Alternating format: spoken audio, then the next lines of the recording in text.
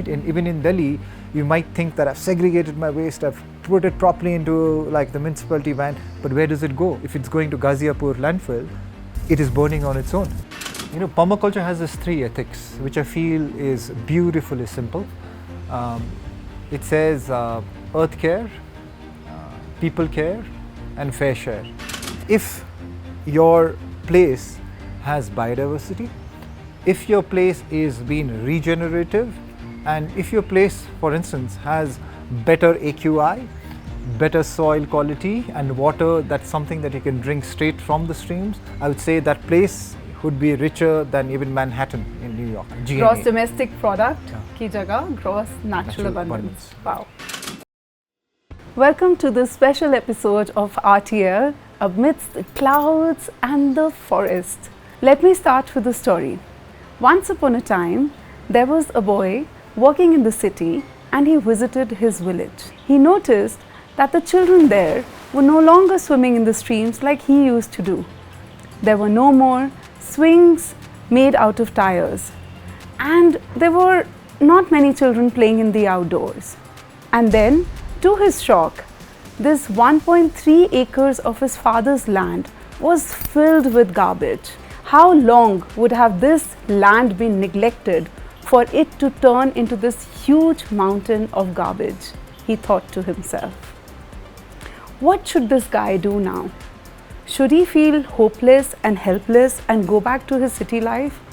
Or should he stay back in his village and find ways to restore this imbalance that has happened in the nature? What do you think he did? Well, you all can guess what happened next. 13,000 bags of rubbish later, this dumping space was transformed into a hustling, bustling forest. Yes, ladies and gentlemen, this is the story of our dear friend Utsow Pradhan, the founding gardener of TIEEDI.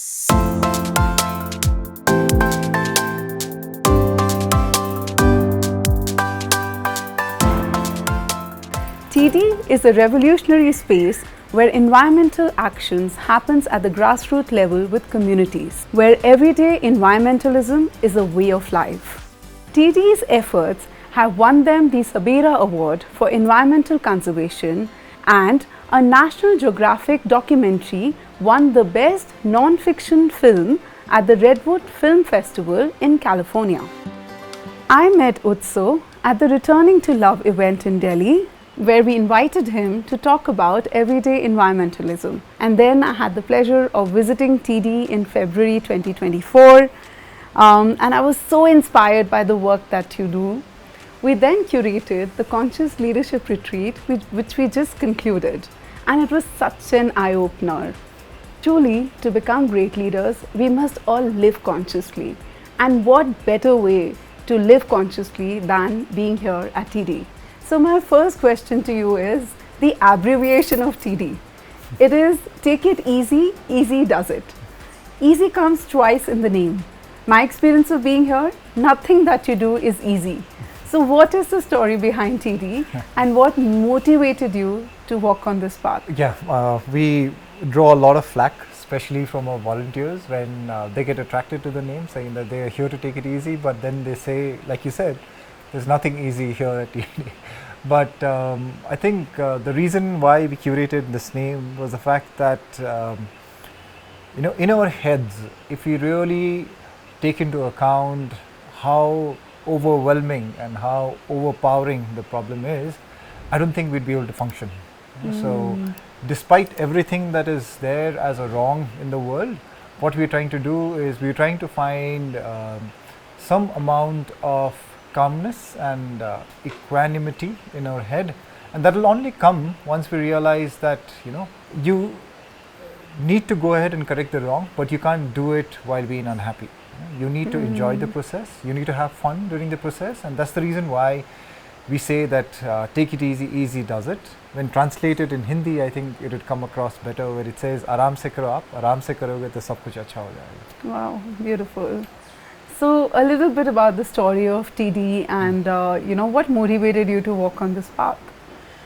Well, I was working in the cities for almost 18 to 20 years.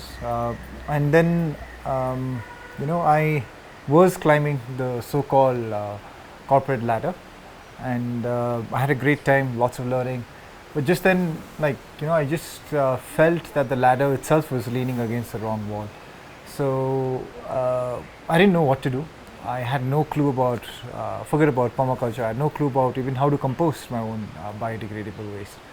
But I traveled, and while traveling, I happened to bounce across the concept of permaculture, and this alternative living also gave a lot of solutions to the everyday problems that we see around us.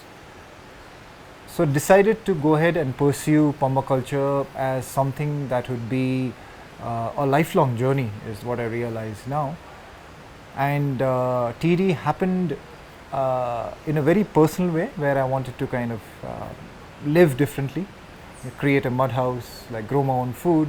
But while doing that, you realize that, hey, this is something that is appealing to a lot of people. So then we had shelters created where more people could come and stay. And then we realized that the community also needed some help with regards to things like waste management. So we decided to apply the principles of permaculture and also curate solutions that make it easy for the community to also adopt it in a very simple way. So it has all happened organically, the journey of this last 8 years. As much as I would like to say that it is all planned and designed, I don't think I would be right in saying that. Maybe the design was up there, but we are executing it here in a very organic way. Right, yeah, that's beautiful. And I think, like you said, once you are calm and you're in your centeredness, then things flow through you. And all you have to do is allow that process to happen through you, that journey to happen through you. So thank you for being in your centeredness, because that's been a gift to the world, I would say. So for us at, in our journey of returning to love, that started to inspire people to operate from a space of love. And TIEEDI is a perfect example for that. At TIEEDI, how do you think that love is the essence of everything you do and the force behind everything you do? So could you elaborate on that? So, permaculture has these 3 ethics, which I feel is beautifully simple. It says earth care, people care, and fair share. And what could be more simpler than that as your basic tenets of how do you live your life? Right? So when you care deeply for your mother nature, when you care deeply for the people around you, I think there is love that binds everything together. And it is something that we all need to be conscious about, that unless until you have this deep nurturing feeling for this home that all of us live in. Okay, when you erase the borders of states, nationalities or countries or even continents, all of us have one home, that's planet Earth. And if we can love our home, we can live in harmony. But if we cannot give love and respect to this only home that we have, conflicts arise, and that's something that we are witnessing right now, where this is causing a lot of disbalance, from the heat waves to the floods to the larger climate crisis that we are facing right now. Yes, I remember you talking about reverence and love being the cornerstones, or the founding principles, so to say, in everything that you do. And I love your point about when you care deeply for someone, you find ways to keep them happy. Yeah. So having the same principles even for Mother Nature. Right. So yeah, in the returning to love journey, we discovered that if each of us know what our gifts in life is, then it's easy to operate out of love. And by gifts, I mean it could be a purpose and calling. What was that moment for you when you realized that this was your gift, and and it was beyond mere conservation? It was more than that. And how did you honor that moment and that realization within you? I still can't call it a gift, because what I feel is something that I feel like should be taught to us in schools, and that's something that everyone should be doing as of yesterday.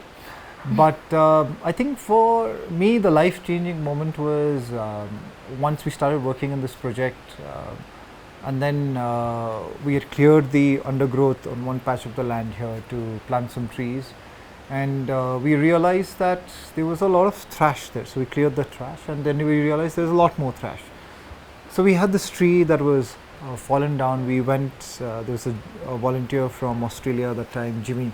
So Jimmy and me, we went, started digging on the roots of the trees, and that's when you realize that the roots of the trees was completely clogged with plastic. You know, it's as if someone's gagging your neck. So that's when, you know, when it actually hits you. You know, it's like a punch in your gut, because till then you know plastic is bad. Everyone's been telling that for I don't know how many years now. But then when you see the damage that it can do right in front of your eyes, this beautiful tree that is fallen down because the roots could not go further because plastic came from all around underneath and gagged it. Right? So I think that was a life-changing moment for me, where I realized that maybe we could reverse this trend. You know, maybe not to an extent that it impacts the whole world, but at least the world around us, you know, the world in which we live in which we see, and in which we interact every day. So even if we are able to bring in that much of a difference in the world around us, I think we would say that we would be content with the work that we have done. Yeah, beautiful. So you talk about abundance. We all talk about abundance. How has your idea of abundance changed from when you lived in the cities to now? Yeah, the perception of growth is based on this faulty metric, which is accepted strangely across the world by almost everyone right now, which is economic growth based on fossil fuel consumption. Now that, when you realize, is the core of all the problems that we are facing with regards to climate crisis. So how can you grow by burning your own home, right? So it seems it's almost like you're trying to keep yourself warm, and to keep yourself warm, you're going up to your roof and taking off the roof members timber, and then you're trying to burn it to keep yourself warm here. It is in some sense ridiculously silly in terms of how we define growth. However, if you look at it from the terms of the forest, there is growth, okay, but there is growth in abundance by coexistence. You know, so when there is coexistence, that defines that it is regenerative. It just keeps growing exponentially. So that's how the forests are, that's how the coral reefs are, and then it is something that keeps adding value to the whole system at large. So that now we started in TIEEDI defining it as the gross natural abundance. Wow, gross natural abundance. Abundance, yeah. Wow, so not GDP, but GNA. gross domestic product ki jagah gross natural abundance. Wow. And how we define it is, if your place has biodiversity, if your place is being regenerative, and if your place, for instance, has better AQI, better soil quality and water, that's something that you can drink straight from the streams, I would say that place would be richer than even Manhattan in New York. Wow, beautiful. So TIEEDI is definitely a place, you know, where there's a lot of wealth, and you, Utsow, are a rich man. We're getting there. There is still work to be done here also, because we are right in the midst of a busy national highway, right, like you saw, and we are trying to swim against the tide when it's like a tsunami of wave that's happening towards GTP. We are like swimming against that wave with GNA right now. Yeah. One thing that I've noticed is your fascination with words and language as well. So how is it that being in the forest, you know, has transformed that part in your life, like the use of words, language, and how has it changed your perception of sustainability, the buzzword? So I feel being sustainable is no longer sustainable, because if you look at the dictionary meaning of sustainable, it would mean that, you know, meeting the needs of the present without harming the needs of the future. But how do you define need? you know. So let's say if I've got a family of 5, right, and I can't fit in a small car, right, so then I buy a big car, you know, because it's my need. So, and I live in Delhi, right, and there is my, let's say, an old mother and my father, and they're feeling hot and it's burning, it's almost touching 50, and I go ahead and buy an air conditioner and an air purifier. Okay, both of us is actually detrimental, right, but it's a need that I have, right. So this definition of sustainability based on need again is faulty. It's about saying that I take X from a system, and as long as I give X to the system, it should be okay. But right now, so much has been taken from the system that even if you give what you have taken, it would not be good enough to repair the system. So we need to look at a new model, and the new model in permaculture, we define it as the regenerative model, where if you take out X from a system, you should be able to give it X to the power of Y. You know, so, and that's how the forest works too. You know, if you look at a tree here, a tree is not just here to grow for itself. A tree is giving fruits, it's giving like branches that shelters the birds and the bees, and then the fruits is something again that feeds the other beings around it, and it gives shelter. That means that the other smaller plants can grow, and in case of a very strong let's say bustling wind or a storm that comes, it protects all the other smaller beings around. So it's got multifunctional aspect built into it. So, and that's how we need to look at it. It cannot be a linear system. We need to build more circular systems that mimics Mother Nature. I feel that's the key. I think we need to start mimicking her, because we've gone horrendously wrong in terms of how we've tried to create systems on our own. So there's a word in Gurbani that is Karta Purak, which is like when you be like the creator, become like the creator by doing things like how the creator would do it. So I think it's something similar. Any kind of phrases or words that you used, you know, within your team or to in saying certain things? Like I have noticed in my time here that, you know, the way you describe things is very different. So yeah, we've tried to use maybe strong words too. So like for instance, when we came across this problem of waste, we decided to launch a movement, and we call it an andolan, which is a very strong word, and especially in Darjeeling, it's got this very strong association with people's movement for a different statehood. So people have very strong, often negative memories associated with it. But we took the word andolan because that's what we realize is the need of the hour. It has to be a people's movement to solve the problem of waste. So that's why we call it zero waste andolan. Okay, so the team now is moving towards making our entire region zero waste, and we're calling it an andolan, where we say it has to be something that has to be revolutionary, because and here the enemy is something that has entered your household, has entered your pockets. Your FMCG companies, which could build these sales distribution channel, okay, till the last mile, till the last village, has completely ignored building the waste collection channel, you know, or the whole logistics of how do you take care of the waste that is generated. Even though the law actually has that thing mentioned in India, we're talking about extended producer responsibility. So where is the responsibility? Is it just responsible for you to take that packets of MLPs and Tetra packs and diapers and Huggies and dump it in the nearest village and say, okay, people buy? But what happens after people use it? You know, so why can't we design circular systems that help people, but also does not end up disrupting the ecology around? Right, yeah. Yeah, I think with startups right now, you know, like anybody who's introducing a new product, it's very important to see, you know, how it is, how the waste generated from that product is being taken care of. I can think of one example because I'm carrying the Blue Tokai pour over coffee bags to TIEEDI for my coffee here. And you know, I remember that, you know, when I was buying it, they made sure to tell me to keep those empty bags, and they'll recycle it and even pay ₹5 back to me, you know, in my next order. So I think those kind of, we need to have more of those kind of models, like for everything, whether it is sanitary pads or the Tetra packs that you mentioned. And also a metric to measure as to how much has actually come back. Yeah. Because that would be an Yeah. interesting statistics to know.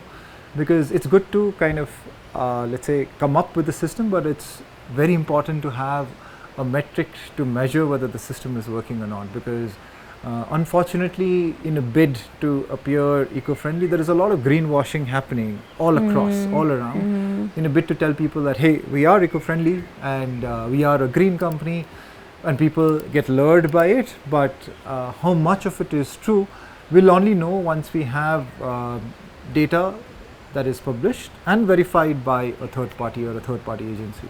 I guess, when we have bigger companies who do these audits for even larger companies, we need to bring in that same kind of enthusiasm and systems in the development sector, especially related with climate change, for real things to happen.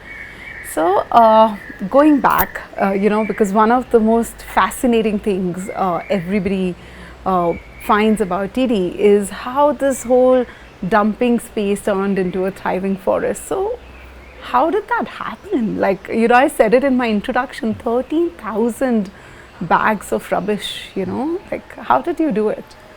We're still doing it. It's still coming out. And I don't know how many more thousands of plastic we'll take out from the land. But I think a large credit to the volunteers who came in. They were the ones who've given a hand. There have been people who just came here and decided that they would spend the entire day just picking up plastic from the land.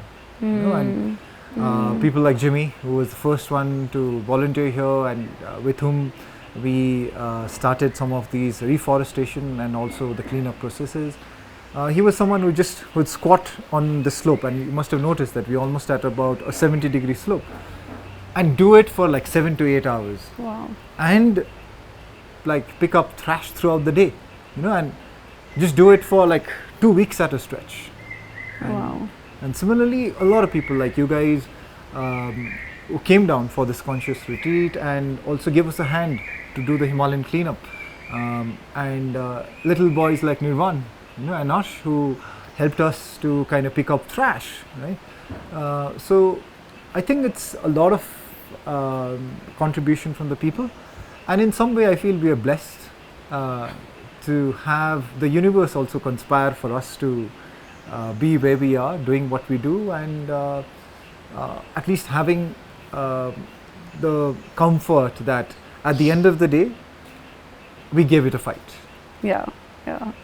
No, I think universe helps those, who with pure intentions. So with your pure intentions, I'm sure the forest deities and the universe will continue to support you in this mission. After this whole place I won't say after this whole place has transformed, but in this journey of transformation, have you noticed the biodiversity changing, new flora and fauna, any animal species or birds returning? We can hear beautiful sounds of birds right now. We just had a rainy morning, so any of those absolutely. things? I think the greatest joy for me and the greatest way like I can shut off from the noise outside is just to take a few steps down in the forest and watch the birds, the bees, the butterflies, the bumblebees, to the small ladybirds, to even the salamanders that we often spot. Wow. And we've also had the Himalayan black bear visit us. We often have the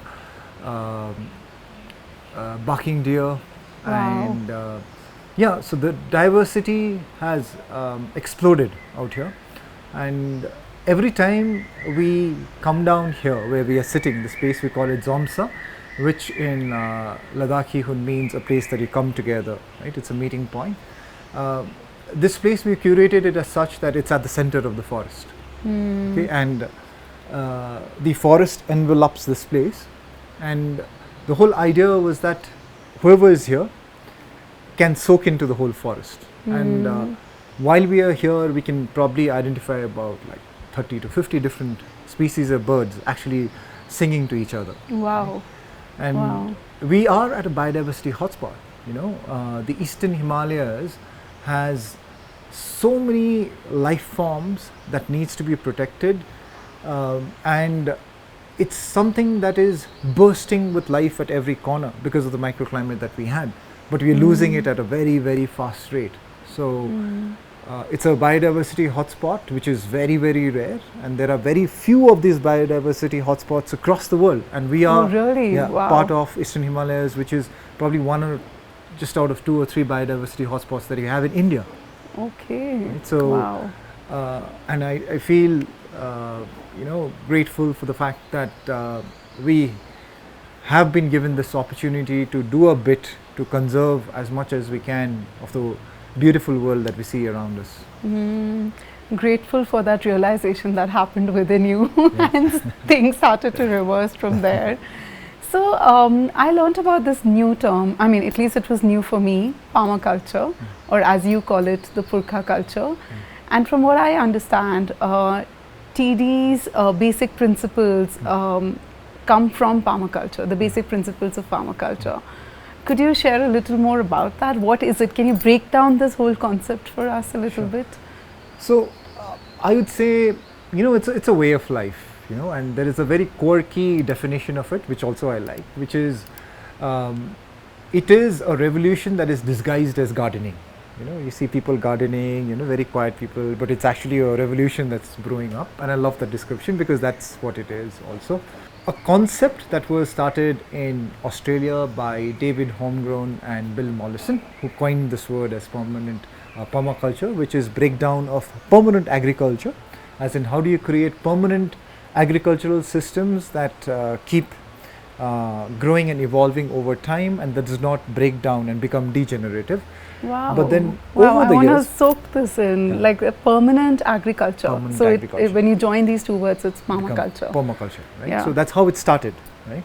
So how do you create agricultural systems? Then we realize, it's wrong to cut down the trees to plant the crops. So can we have the trees and the crops? So that's when the whole concept about the forest garden came about, saying that, hey, it cannot be a farm, because our whole concept of a farm is there is no tree.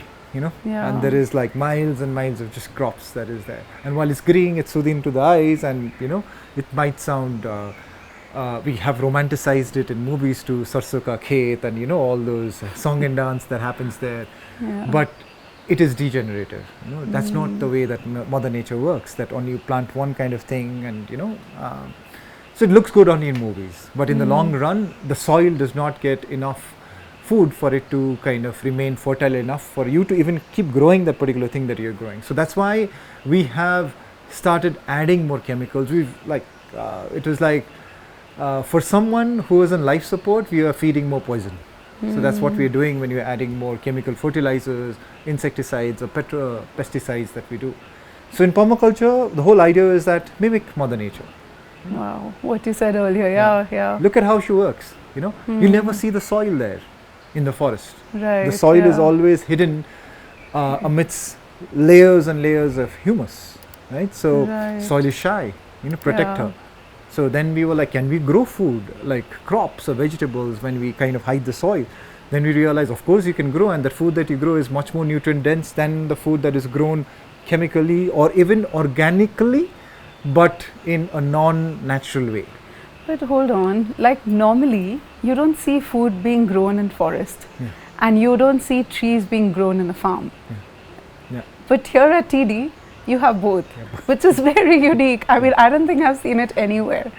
So was it a struggle to grow food here? I mean, I think given the state that the state of the land that we inherited, it was a little bit of a problem because the land was molested for decades, and it took us a little while for it to kind of come back, but we didn't expect anything. We just kept giving it, like lots and lots of compost that got added, and it was like the problem is the solution is one of the permaculture principles. So the problem was a lot of waste being generated in the community which didn't have a way to be resolved, so we composted it, we kept adding it into the soil here.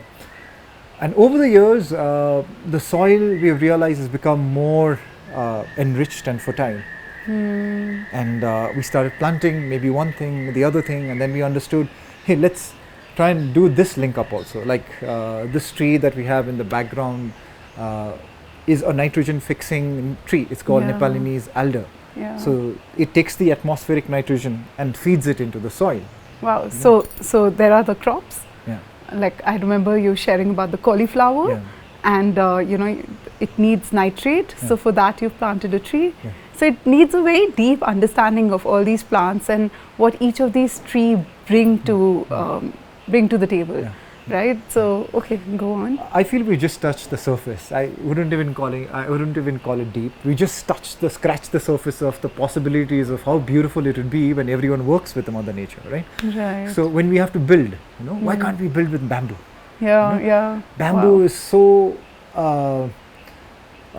great to work with.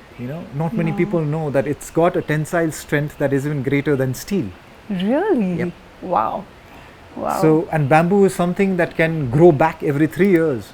Whereas when you use a tree, it takes you 40 years probably to get back the tree that you cut down to build your house. Really? And bamboo Wow. can grow back from that particular bamboo grove to what it was in 3 years. And I believe Northeast has a lot of bamboo as We well. are blessed and we are extremely rich and wealthy with all these natural resources that's there. So we love bamboo.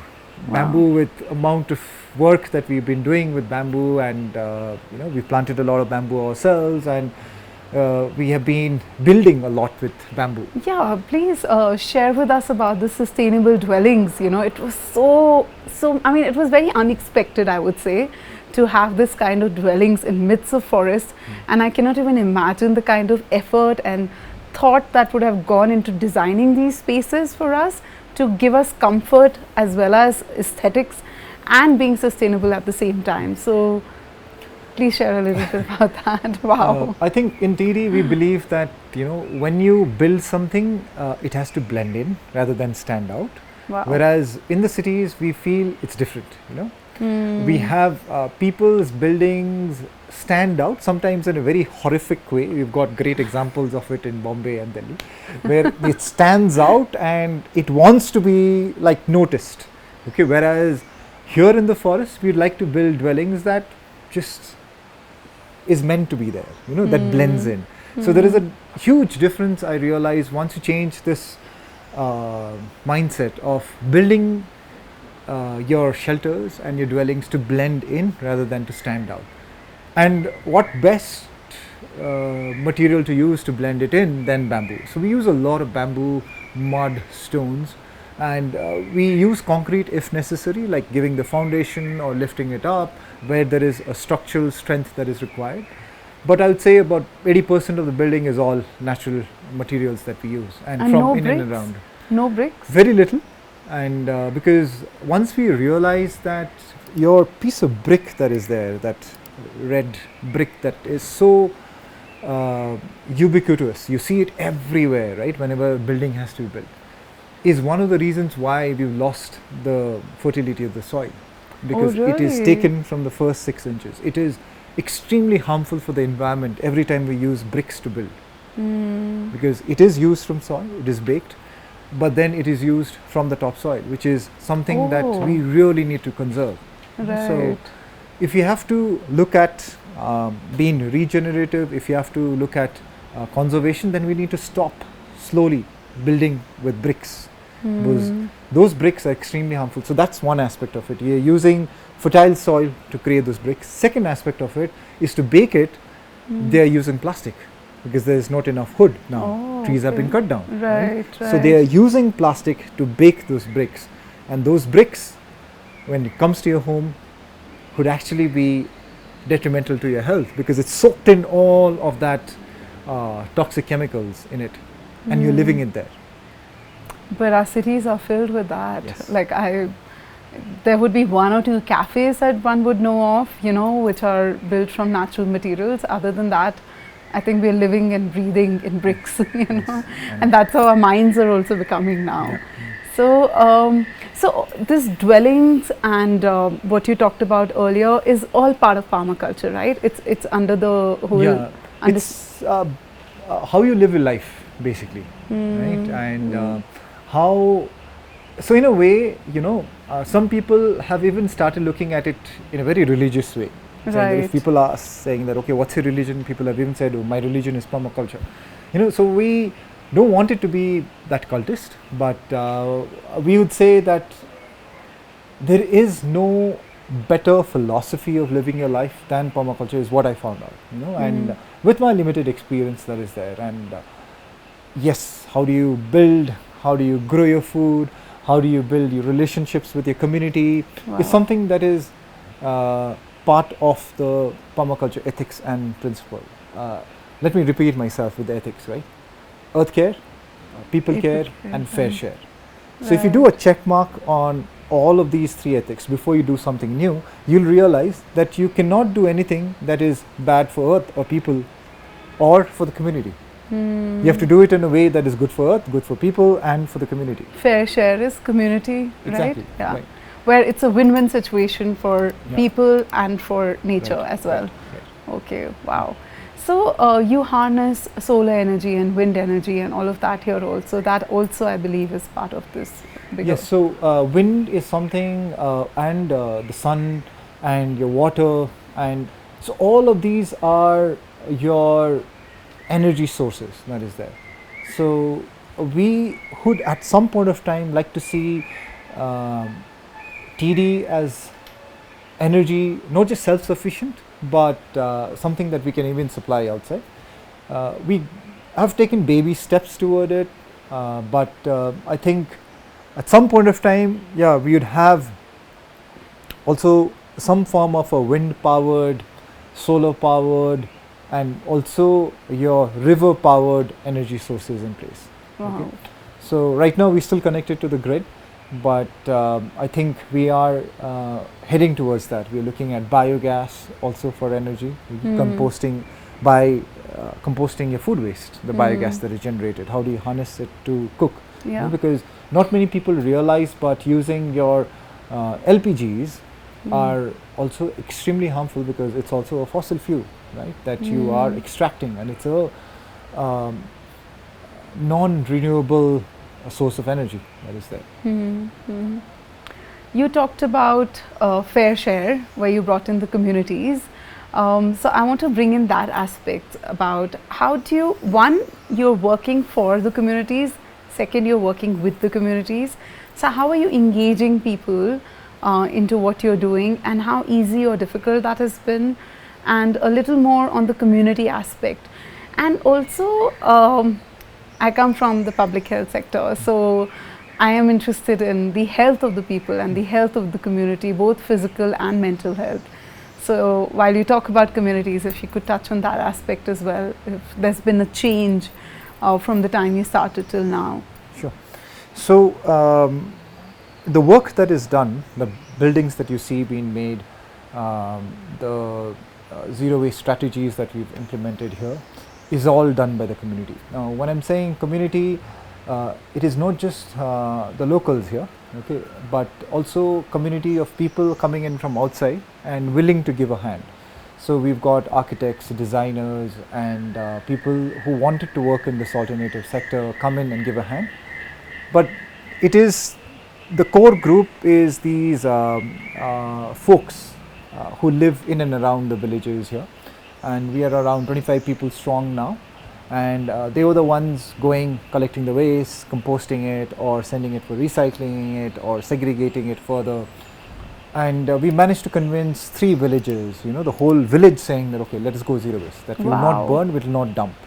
And no burning, no dumping. No burning, no dumping. That's what zero waste means. Yes. And nothing goes from those villages to the landfill? No. Wow. So we have 3 zero waste villages in this area. Yes. And the first zero waste village was Rajahatta. So, wow.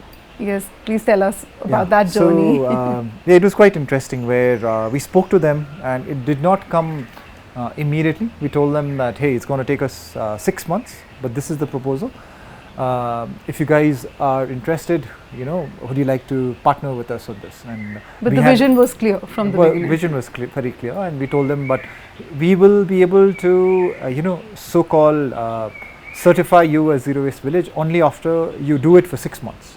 Okay. So you do it for 6 months, and then we realize that after every month, if you pass the quality test, then we give you a zero waste board that is there, and we inaugurate it as a zero waste village. And also we provide our service to take away the trash every week that is generated, that they Wow. can't do anything about, because there is a lot of biodegradable waste that gets fed to the cows or other livestock, or they compost it, but there is a lot of plastic waste that they have no idea that they were burning earlier. So that is now being collected by our team. Once in a Wow. week, the vehicle goes down, collects the entire week's mostly non-biodegradable waste that is generated, and gets them to TIEEDI. It gets segregated further, and we send it for processing. So one thing, when you say for zero waste segregation at source, that means segregation at the village level. yes, right? at the household level. At the household level. At the household okay. level. So Yeah, yeah. right now we've got it at 3 levels. One is your biodegradable waste needs to be separate. Your non-biodegradable waste needs to be separate. And on that we also say that your household sanitary waste needs to be separate. Okay. So 3 levels of segregation that happens at a household level, and after that it's collected and brought in. Right. So how many types of waste have you? Are there still things that you're figuring out how to, A lot. So utilize? we segregate waste in over 35 categories right now. Just day before, my team was telling me that we were segregating it in 36. Now we've increased it to 40 because we realized that the recyclability, I wouldn't even call it recyclability, the downcyclability. I'll come to the explanation of why I call it downcycling instead of recycling. That increases, downcyclability increases if you are able to segregate it even further. So over 40 categories, out of which probably we have a solution right now for about 10 to 12. There are more than 20 categories that we're still scratching our heads about and trying to knock on the doors of the producers.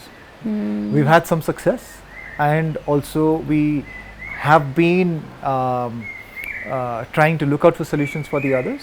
Like for example, we brought out the Tetra Pak issue problem of the pollution in the hills of Tetra Pak waste that is there, and we had a conversation with Tetra Pak, and they agreed to take away all the waste and take it to a processing center, and now we're in talks with them to get it to a systemic level where we are able to provide this service of aggregating all the Tetra Pak waste of entire Darjeeling and Kalimpong hills and directing it to a processing center.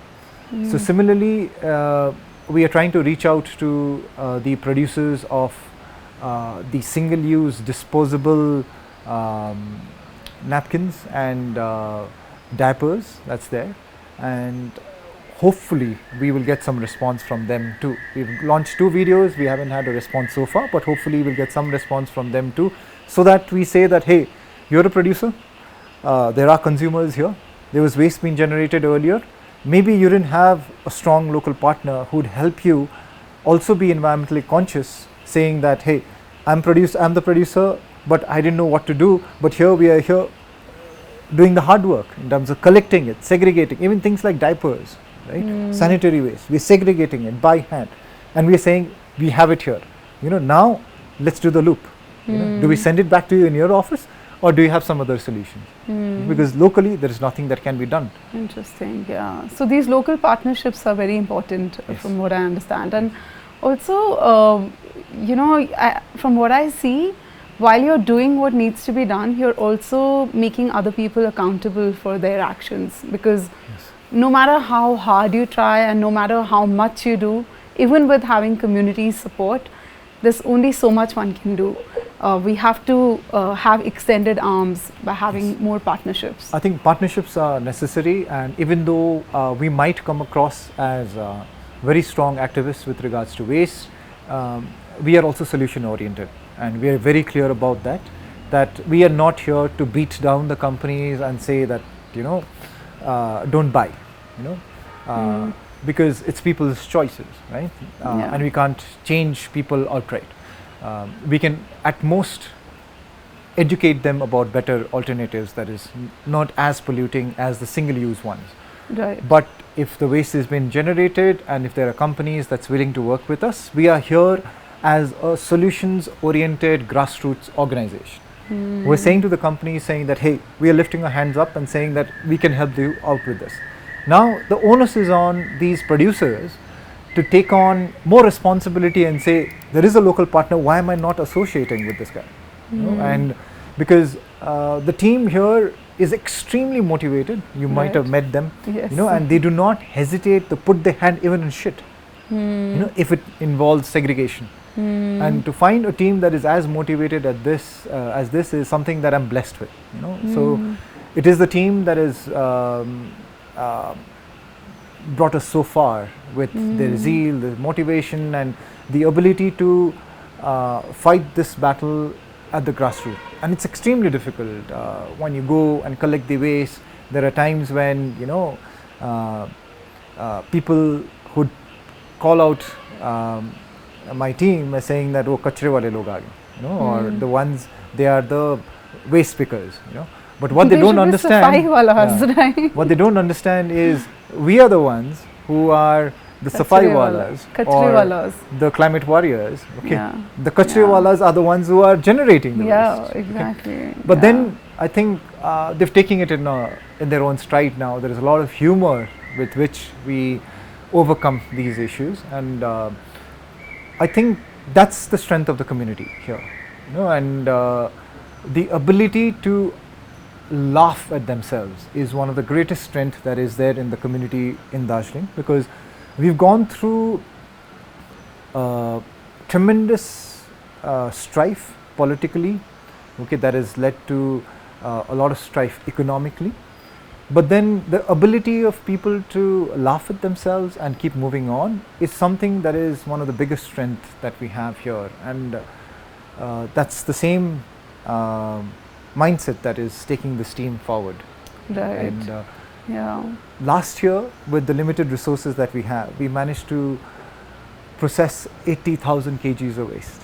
80,000 kgs of waste. Wow. 80,000 kgs of waste it kind of blew me away also, because, you know, we had not really accounted, but when we actually made the annual report, we were like, hey, that's we did well. Yeah, that is crazy, because the previous year we had just done 15 tons. Wow. Okay, 15,000, and from 15 we had gone up to, like, it was like a jump of more than 5 times. That's andolan. Yeah. You know what you were saying. Yeah. It's moved from zero waste journey to a zero waste andolan. Exactly. So, wow. And the fact that, you know, this movement is something that is sparking off like small fires elsewhere, also saying that, hey, we can also do it. Like, for instance, in India, we've recently had the parliamentary elections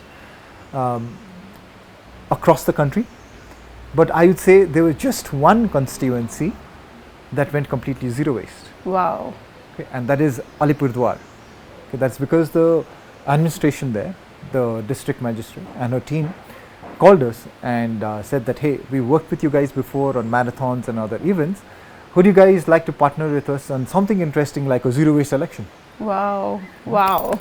Excellent. So we went ahead and executed that, and the team did a wonderful work. It is the same set of team, you know, this works here, and went there and executed something that was remarkable, where all the waste generated in something called a DCRC, where the polling booth personals, they come and they take the booths, the polling booths, and then they come back, and that's the main place where waste used to get generated. We went and took over the complete waste management, and we designed it better. The key word here is design. It is not just about going and cleaning it up, but we designed systems and processes better, so that first waste is reduced drastically, and then whatever the waste that is reduced, we follow a policy of no burn, no dump. We created composting units there, where all the biodegradable waste was composted, and then the non-biodegradable waste we brought it to TIEEDI, segregated even further, and then processed it in the usual channel that we have here. Wow, excellent, excellent. And you also mentioned marathons. You've had zero waste marathons as well. And when we talk about communities, you worked with CISF. Now you have partners, even like corporates. So the definition of community has widened from what I understand. Both local communities and online communities. So I think to describe that, let me use your favorite word, oneness. So there is oneness that's built into the system, where we try and involve everyone into the process and say that, hey, you're a school, you can be a zero waste school, and we've got zero waste schools as an example. Right. And then we say, hey, you're a monastery, you can go zero waste. Then we have zero waste monastery. There's a restaurant that is completely zero waste, and grows the food with their own composted biodegradable waste, and then serves it at the table. Right? Oh, Timber. Right. Yes. I had food there while coming to TIEEDI. Yes. Okay. Excellent. And schools as well. Schools as well. Yeah. Wow. Brilliant. So this is really an inspiring journey, Utsow, and I congratulate you. And I think I won't even use the word congratulations here. I would say that I thank you, and I feel like anyone who has this kind of realization and has the courage to honor it, this is what you can create. So you're a great example for that. But I'm not letting go of you yet. We have something fun planned, which is like a rapid fire round, and it has to be rapid. So we won't get into a lot of explanation here. I have a big list, but let's see how many we can get through. So it depends on how fast you answer these questions. So the first question is, I'm really curious about this one, the best eco-friendly travel destination that you've visited. Eco-friendly travel destination, I would say the place that sparked off this permaculture journey within me, it is a place in Uttarakhand called Dogaon, okay, and there is a project there called the Himalayan Farm Project. So that's where I first bounced across the idea of permaculture while volunteering there. So I'd say the place where I was reborn, the Himalayan Farm Project there. Wow, beautiful. And as a travel destination, like for me, it's Bali and Ubud, that really inspires me internally, when I go there. So do you have a place? Oh, then people need to come to TIEEDI.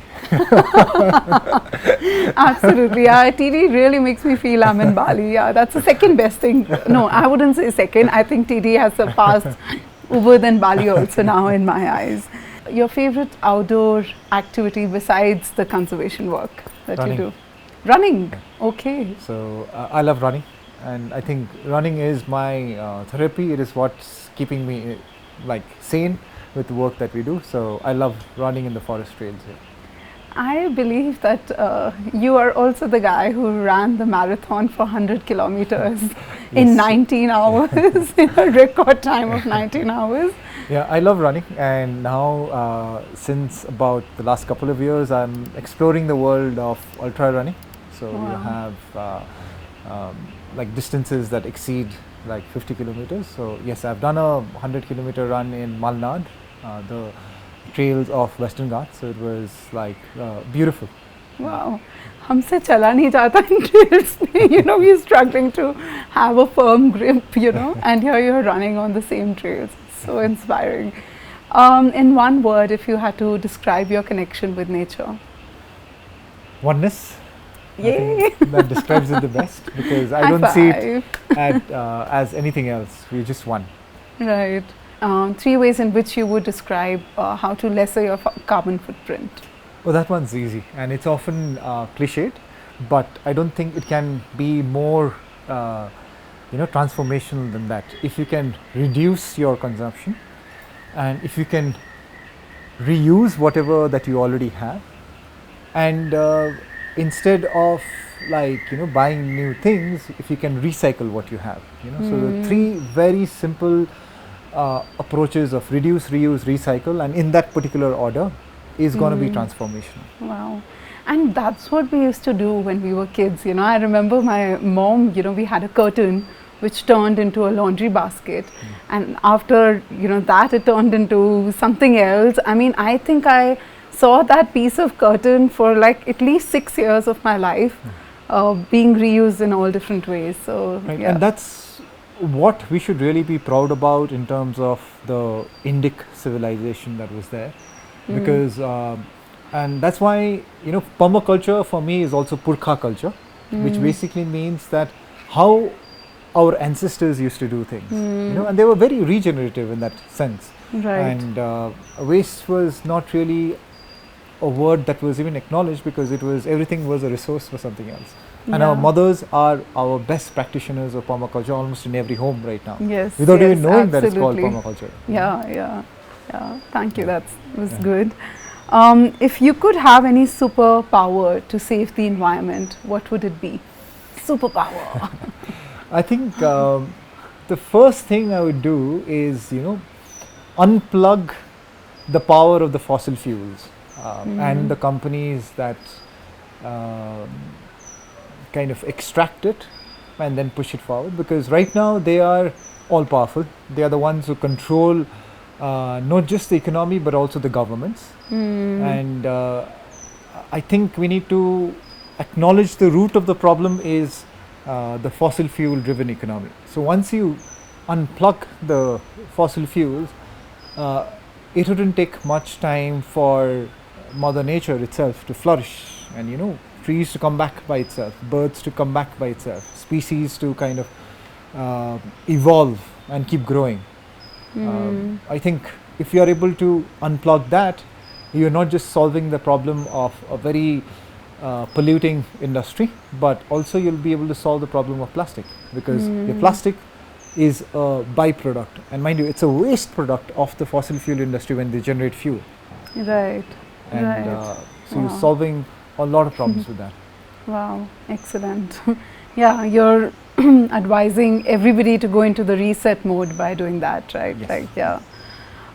This one is interesting and catchy. If there was a forest-themed amusement park, like if TIEEDI was an amusement park, what would be the main attraction? Oh, I think something that we've been thinking of, and I hope we'll be able to get that done. You see the slope, right? People have it difficult to walk down. We want to create a mudslide right from the top till the bottom. Really? Yeah. Wow. So people just sit, it's a mudslide, they go sliding right from the top till the bottom till they reach their destinations. So you might even have milestones in between, like if you want to get down to the air dwelling, there'll be a slight curve and you say, hey, air dwelling, and you just pull yourself up. So it's a mudslide that people go through. That does sound interesting, and the way I've been seeing TIEEDI, every time I come, there's something new, so I won't be surprised the next time this is already in place. What is the most unusual plant that you've ever encountered, and does it have a personality? We, learn from the forest every day. I'll tell you a story of this tree. Locally, it's called the Kanakpa tree. Okay, Kanakpa. Yeah, Kanakpa tree. It has pa in it. Okay. And it was growing really fast. And I was looking at the Kanakpa tree versus the rhododendron tree. The rhododendron was like planted together. The rhododendron was 1 feet, and this guy is like 3 feet. The next year, rhododendron is 2 feet. This guy is already 10 feet, right? Wow. And it had already shot up to about like 15 feet high in the 3 years that we planted. And one day there was a storm, and next morning when I go back, I see it is split in half. Okay. So it was a good lesson of how the forest protects the one who is conscious about their journey, to be also mindful and steady. Maybe slow is not the right word. So when it's split in half, it is almost like the tree wouldn't survive, and there were other trees that was not beaten as badly by the storm because they were stout, okay, and this tree was just too lean to be able to withstand the storm, and given the foliage that it had, right? So it got split in two. And once it split in two, now I was wondering what will happen to the tree. So I kept watching it, and now you realize that the tree has learnt its lesson. Now it slowly started drawing more branches that would give it more protection from the storm, and it's grown stouter rather than leaner. So it's the storm, like they say, I think whatever does not kill you makes you stronger. And the storm definitely broke the tree, but it made it much stronger. It came back much stronger. So, stronger and wiser. Yeah. So the Kanakpa tree is something that I draw a lot of inspiration from. Wow, beautiful. And it also teaches you to be humble, right? Like it was growing very lean and straight, so it couldn't withstand. The whole experience is very humbling because you see the forests being all giving in a lot of sense, and it just sets you into a mode saying that we need to move away from being so self-centered and selfish in our goals and our motives, and see how we can be more regenerative. Right. And like the tree that can support a vine and a creeper and the birds and all around, and also is feeding maybe nitrogen into the soil.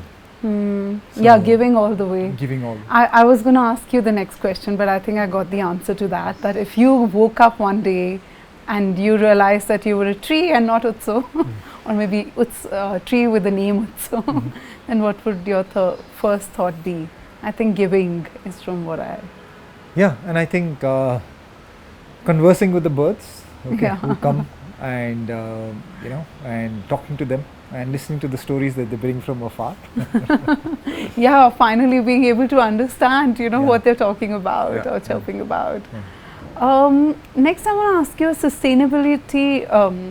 sustainability myth that you would like to debunk. Sustainability myth, I would say, is that plastic bottles, water in plastic bottle is good and healthy for you. It is a myth where water in those plastic bottles is actually detrimental not just for the environment but also for the human health. More than 90% of the plastic bottles have been found to contain microplastic. So I think we should completely move away from bottling water. Water, just like air and soil, should not be monetized like the way it is. It should be something that is easily accessible for everyone. It is something that is a gift from Mother Nature for all of us. Talking about the health, I just remembered the question that I asked you earlier about the health of the community, if that has changed. We forgot to touch on that.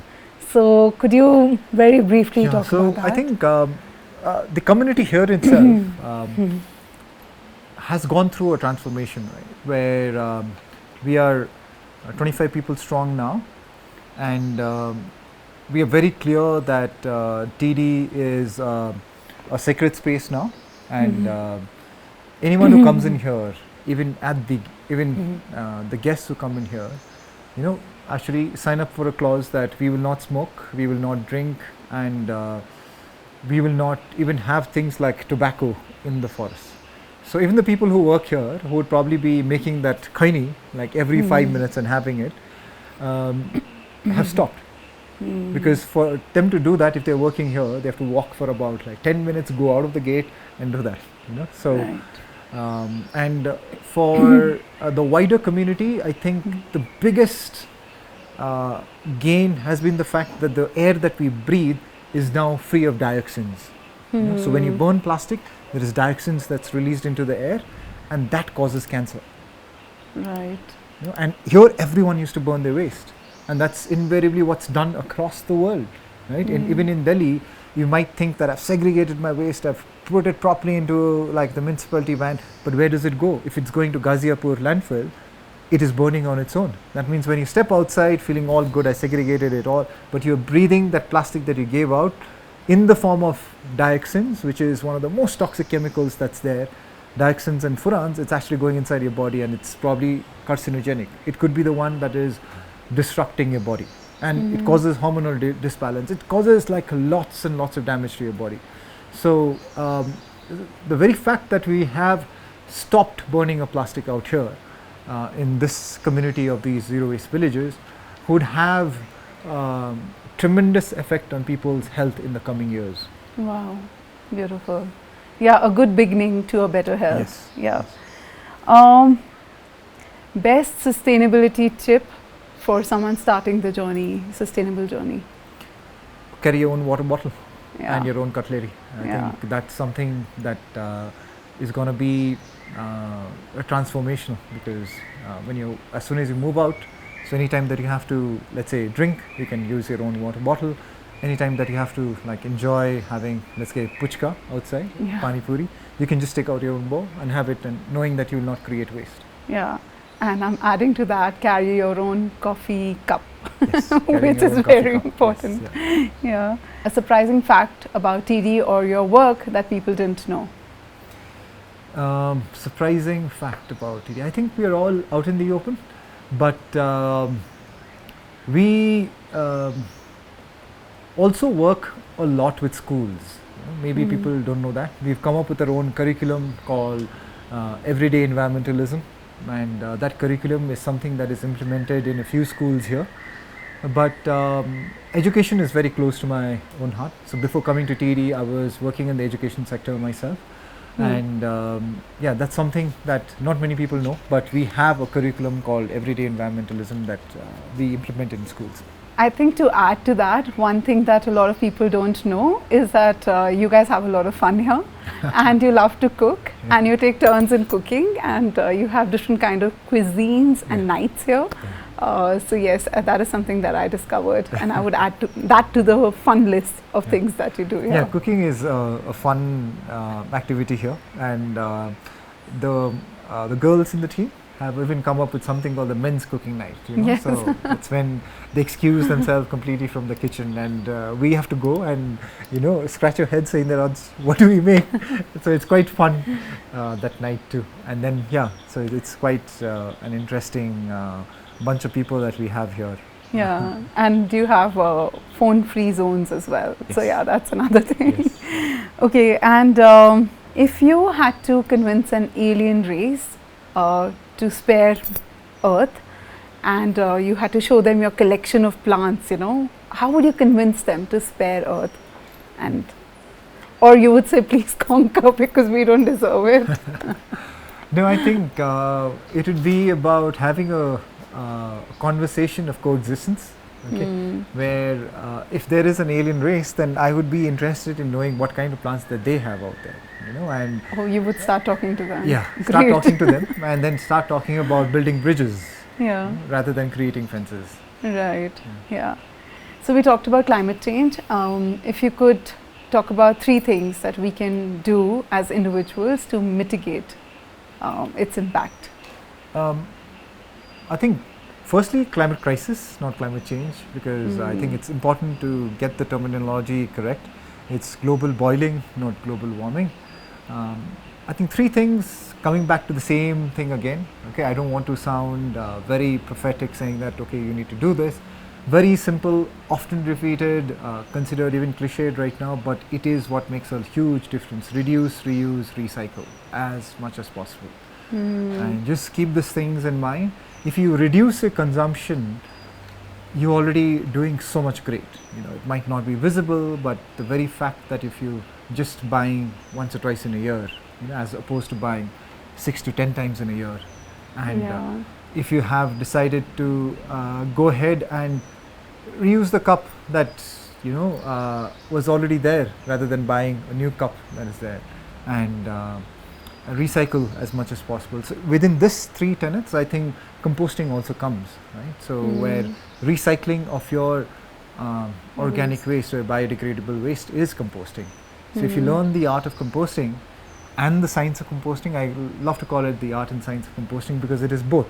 The whole carbon nitrogen ratio, and then the idea about getting it right, and then it becoming instinctive, and then you recognizing it just by touching it and smelling it, and then you're realizing that every time you're composting, you're feeling better and better, because the microbes, what we call the mycobacterium vaccae, the mac vaccae, like they say, the bacterium is actually going inside your body, it's building up your immunity, you're feeling good. So the more you're feeling good, the more you're composting.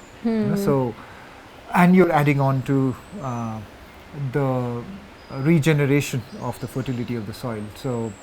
So yeah, reduce, reuse, recycle. In that, composting is one of the most revolutionary things that you can do as an individual right now. Wow, beautiful. And since we also talked about arts and we are art-loving people, if you had to think of a theme song for TIEEDI, what would it be? Some song. A theme song, we had already created one. Okay, me and a friend of mine, we were thinking, okay, let's create a TIEEDI song. Then you have to sing it. Maybe a few lines if I remember, yeah. So it went something on the lines of, so you can hear the birds, Yeah. right? Yeah. And you can hear the river, right? So it went something on the lines of Salalala bagecha kola kararara karayo kira Salalala bagecha kola kararara karayo kira Darjeeling Kharsanko bichema TIEEDI basecha and then there was a chorus when people would go kararara and someone would go salalala kararara salalala and there's a whole dance that went in. So it's like mixing up the sound of the rivers and the birds and the insects. So. Wow, it's such an inclusive song, I would say. And one last thing, Utsow, something that you always say is that you get all your answers in forests. I have a whole list of emotions, but I don't want to get into all of them. But for example, you know, when life hits you, about resilience, about bouncing back, about trust, about patience. So can you share 2-3 examples of the kind of answers that you found in the forest, or which you think, you know, just comes to you? So tenacity is something that was one of my favorite words, you know, even before I came to TIEEDI. But tenacity is something that I see in the forest, and it is something that I have started to value a lot more, because I think we give up too soon in trying to do things and things not working out. But if you are tenacious as a person, something has got to give, like they say. At some point of time, you'd get what you want, and things would change. So I think tenacity and the ability to be stubbornly pursuing your goal is something that the forest teaches you a lot about. Because imagine a tree that is about this size, the seed is about this size, right? And then it sprouts, you know, it gets bigger and bigger, and then it grows to about like 100, 200 feet high. It wouldn't be possible if it did not have the quality of being tenacity inbuilt into it. Bamboos also, right? Bamboos They too, teach you to. Yeah. And patience as well, I would connect that with it. You know, one of the things when I was living in air dwelling, I noticed that at night there are lots of insects. It's their time to sleep, but we have the lights on, so they all get attracted to that. But when we switch off the lights, you know, I mean, and it can be scary as well, you know, to have so many of them. And last night I even had a bumblebee there. But I switched off the lights and I let them be, and in some time, you know, they were all gone. So, you know, similarly with problems of life, like, you know, we don't have to always have a solution right there. You know, if you're just give it time. I wouldn't say darkness always, but I think darkness is also about reflection, and it's also about, you know, just giving yourself that time to be. Then a lot of those problems don't even need that kind of processing, they just go on their own. So that's one of the things that I observed just last night, and it came very strongly. Anything else about adaptability, about embracing change, or any other strong learning that came to you emotionally from the forest and has stayed with you? I think given the quantum of the problem that we are dealing with, and given the urgency of the problem that we are dealing with, we really need to start acting, and start acting as of yesterday. You know, people are still not getting it. You know, every month we are clocking the highest temperatures ever recorded, and it's been in the news lately that Delhi for the first time ever has crossed 50 degrees. And it hits us for a while, and we manage to shake it off. Right? It is funny because unfortunately it is the poor, the more disadvantaged ones who get hit badly. But the ones who have the advantage of things like air conditioners or air purifiers or all those things that's actually polluting have to act, and they have to act as of yesterday, of choosing better, and even if it means like life altering choices, but you need to start making those choices. But while you are at it, you cannot let climate anxiety rule you. You need to somehow imbibe this ability to work for the cause and yet take it easy. That's why we keep saying take it easy, easy does it. And I think I'd like to end with that. Yes. To emphasize the fact that we need to still find joy in what we are doing. Yeah. So your message to the listeners would be, from what you just said, choose wisely and act now and take it easy. Yeah. Anything else that you'd like to add to that? I think these 3 words, I think, that sums it up. Yeah, sums it up very well. Yeah. Cool. Thank you so much, Utsow, for having us Anika. here. And, thank you for it's an honor to be part of your podcast. So thank you.